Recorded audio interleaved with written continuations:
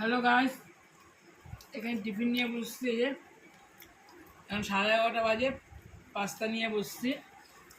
কি খাবো ছেলে মেয়ে রবিবার ছুটি আছে, তাই পাস্তা নিয়ে বসছি। গাজর আলু সরষে দিয়ে পাস্তাটা করছি, আর ঝাল যা হয়েছে কথাই বলতে পারছি না তোমাদের সাথে।